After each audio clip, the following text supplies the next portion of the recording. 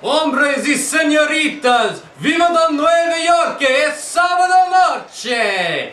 Yo soy Roberto Salvaje, and we're here for Rock Bottom Reviews to talk about something that is near and dear to me, action games. And this week I broke into Telemundo so I could use their equipment. No, I don't speak Spanish, but you know what? Who needs to be able to speak Spanish when you can speak Lucha Libre? You know what I'm saying? Let's go ahead and check out the reviews. Let's talk about something that is near and dear to my heart. Action! That's right, you may not know it by looking at me, but I'm an adrenaline junkie. No, I don't get my jollies through drugging or drinking. I get it through bargain bin gaming, a new sport which is in the process of being adopted by the Olympics as I speak. I'm going to go over a few games that are action-packed, full of fun, and as always, cheap as f***.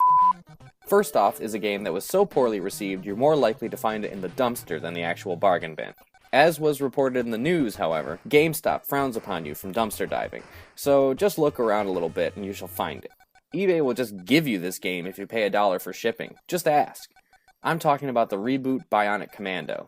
This game was considered a mega letdown for the franchise which had been so long dormant. It was released in the shadow of a side-scrolling classic remake released as a digital game, so people weren't too into this 3D version. Oye, ¿cómo va? Biblioteca, ore, no más aquí ahí. Wrong footage. Alright, let's see if we can get these Spaniards to fix it. You know what I'm saying? Alright, roll it. I'm going to give you one reason it's dope to begin with. You can jump. I'm aware that not being able to jump was part of the challenge of the 8-bit classic, but come on. You are a cybernetic warrior, and you can't jump? Ridiculous. I'll get over the usual negatives about this one right away. The story is shit, the voice acting is shit, and the graphics aren't great. Okay, fanboys, that's done. You know what's left behind? It's still a lot of fun to play. This game combines a cool swinging mechanic kind of like Spider-Man, but a bit more challenging with decent run-and-gun action. I know most people hate it, but I swear it's fun if you give it a chance. It's especially fun for $2, which is what it's going for nowadays. There was also a multiplayer which was minuscule, but entertaining for sure. It's worth $2 if you like to shoot things, swing around, and have a good time killing nameless, faceless enemies for no particular reason. Just watch out for water. You may be a cybernetic badass, but apparently your special forces training never had you stopping by the local rec center for some damn swimming lessons. For the glory of the Empire, I bring forth the offering that is Warhammer 40k Space Marine. Not an entire commercial failure. It was fairly well received, but I'd say it's more overlooked than anything. This is a third-person shooter hack-and-slash hybrid which takes place in some story that I barely know anything about, in a world which has been captured by those guys at the comic store who play that weird, expensive board game which requires measuring tape and cute little models. Looks cool, I guess, but if I wanted to work, I'd get a job. This game is nothing short of mindless, which is what I look for when spending less than $10. Graphics are decent, sound is okay. The orcs get really annoying quickly because they only say like 4 things.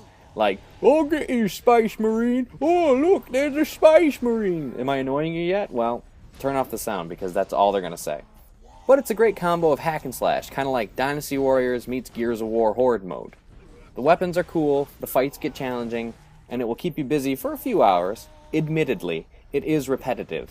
But so what? It's cheap and violent, just like me. Rage. Rage by id Software, ID Software, id Software, Ego Software, I don't know. You know who they are. They made the greatest shooter ever, Doom. But by the time Rage was released, it was a little bit too little too late. It took absolutely forever for this one to come out, and when it did, people were already over it because they'd pretty much played it already with Borderlands and Fallout. Borderlands and Fallout run circles around this game in a multitude of ways. So even though this strange first-person shooter racing mashup had its own identity, it was too little too late. This game looks as if it wants to be an open-world style game, but it really isn't. Think of it as a corridor shooter with very big corridors.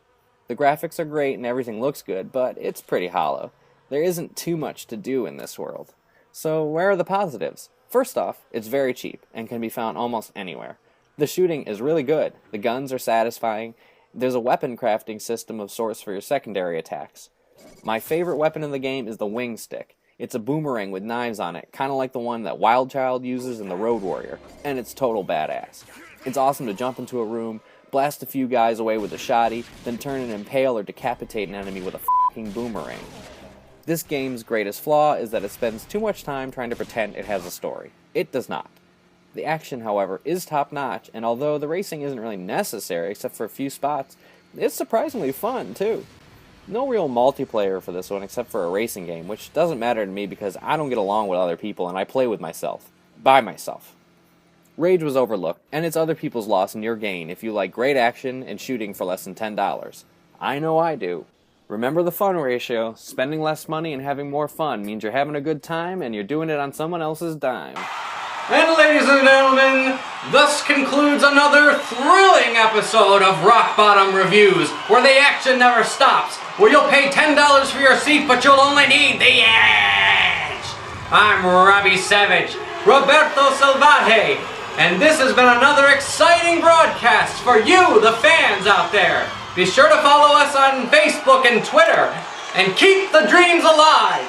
Oh, crap. You know what? I think they just realized I stole Neil Mascador's mask and microphone and totally... Oh, alright, I gotta get out of here, so go ahead and... Yeah, you know what I mean. Ah! You know nothing of strength.